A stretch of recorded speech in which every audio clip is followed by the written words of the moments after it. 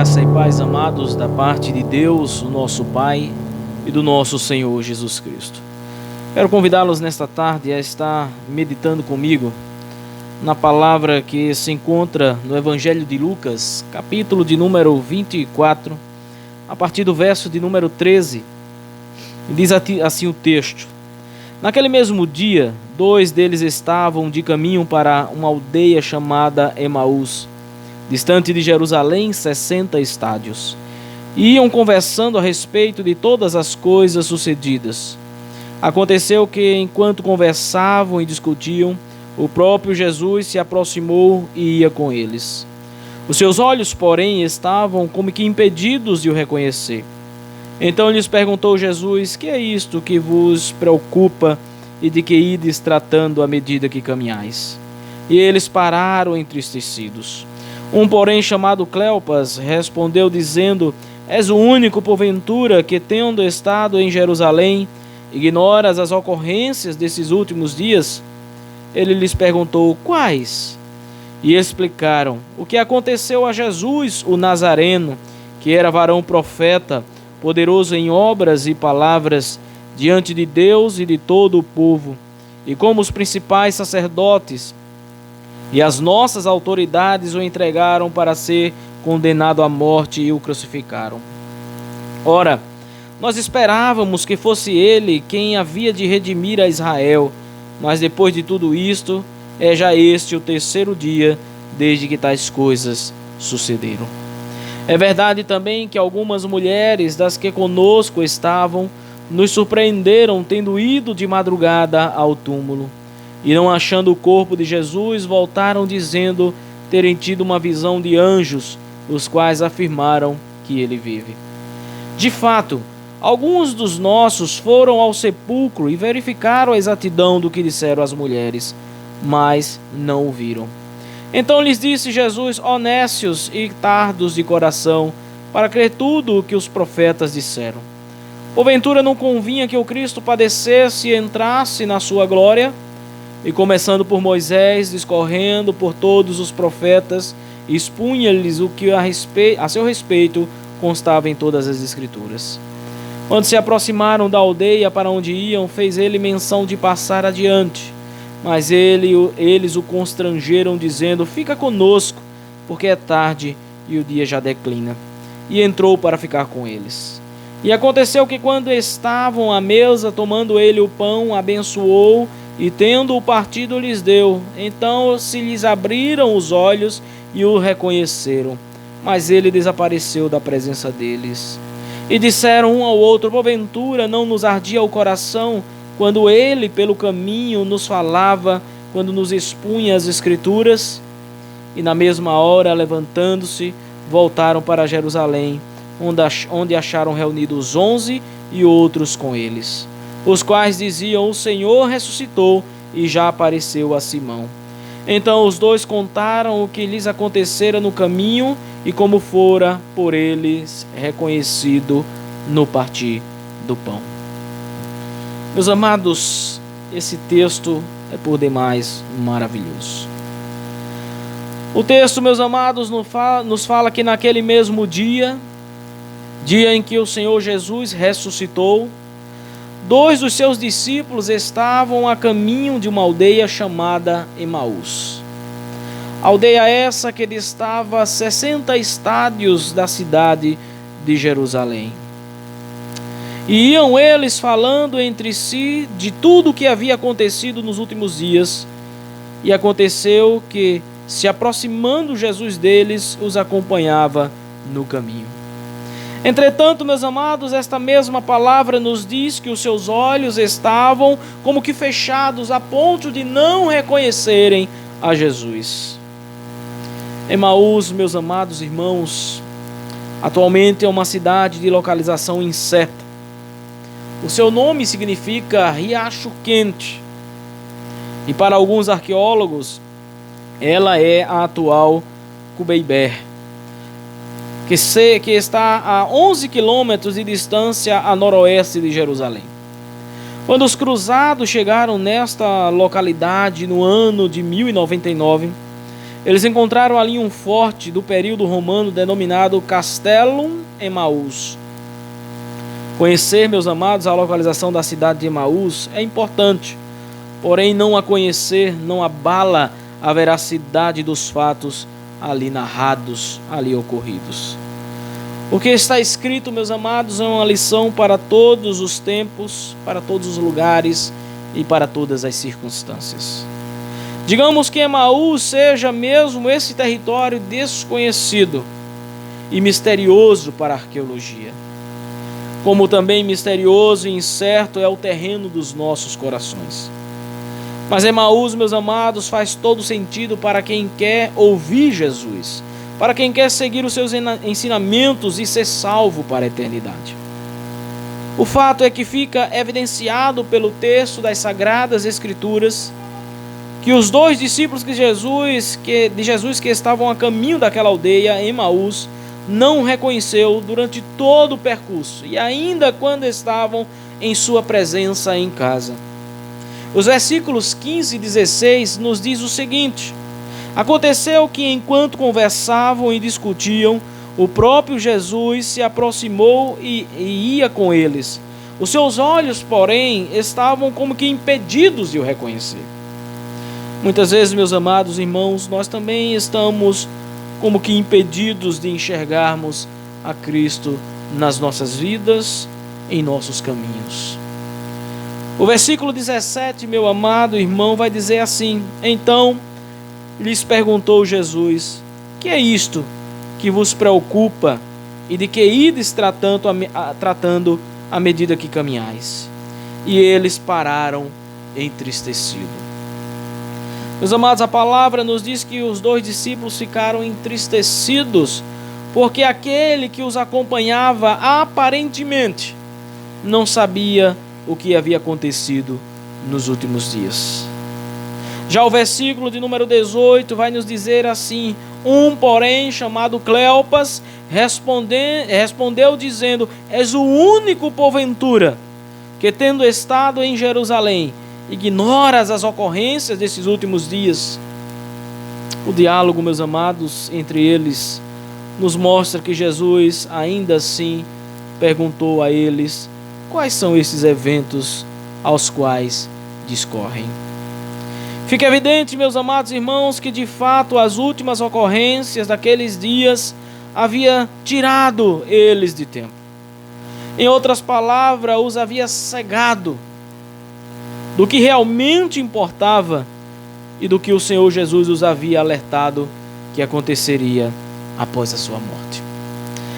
Jesus, meus amados, de fato havia ressuscitado, mas eles não foram capazes de o reconhecer durante todo o caminho até a aldeia de Emaús.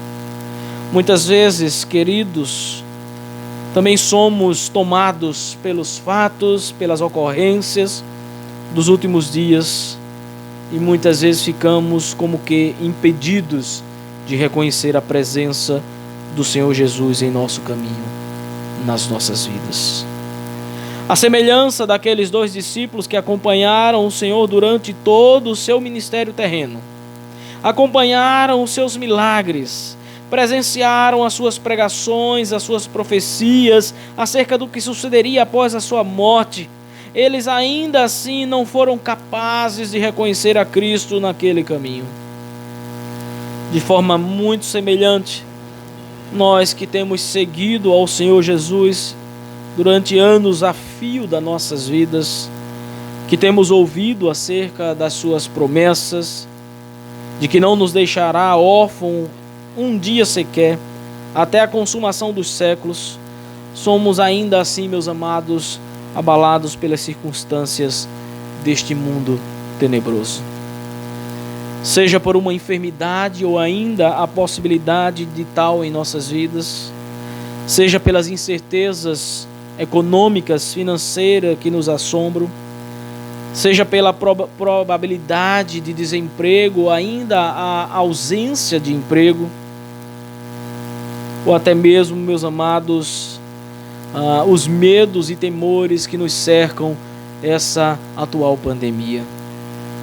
Tudo isso, meus amados, muitas vezes nos impede que reconheçamos o Senhor em toda e qualquer circunstância das nossas vidas, da nossa caminhada, do nosso dia a dia. O desespero, meus amados, que nos toma em tais circunstâncias é tamanho que nem mesmo os seus discípulos estavam isentos de tal assalto em suas vidas. Conforme nós podemos verificar no versículo de número 21, meus amados, que diz: ora, nós esperávamos, diziam os discípulos, que fosse ele quem havia de redimir a Israel. Mas depois de tudo isto, é já este o terceiro dia desde que tais coisas sucederam. A esperança, meus amados, a perspectiva que pairava, que rondava os corações dos discípulos, daqueles que acompanhavam Jesus, parece que havia morrido e sido sepultada juntamente com o corpo carnal, com o corpo terreno de Cristo. Ainda, meus amados, que algumas das mulheres que andavam com o Senhor e seus discípulos tenham afirmado terem ido ao sepulcro e não encontrado o corpo de Cristo, e ainda de terem tido uma visão de anjos que afirmaram que Cristo vivia, ainda assim eles não foram capazes de crer naquilo que elas disseram. Queridos e amados irmãos, às vezes nos encontramos nécios e tardos de coração.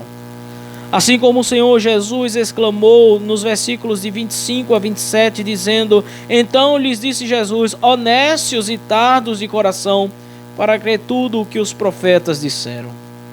Porventura não convinha que o Cristo padecesse e entrasse na sua glória? E começando por Moisés, discorrendo por todos os profetas, expunha-lhes o que a seu respeito constava em todas as Escrituras. Meus amados, a promessa do Senhor Jesus para as nossas vidas nos assegura de que em momento algum ficaremos órfãos, ou até mesmo desamparados em nossa fraqueza. Pois assim como está registrado em Mateus 28, de 18 a 20, Jesus diz: toda a autoridade me foi dada no céu e na terra.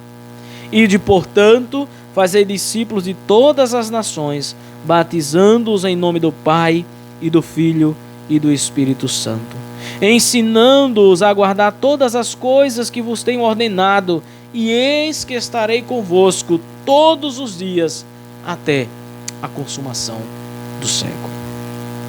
Romanos 8:26, meus amados, vai nos dizer a palavra de Deus: também o Espírito semelhantemente nos assiste em nossa fraqueza, porque não sabemos orar como convém, mas o mesmo Espírito intercede por nós sobremaneira com gemidos inexprimíveis.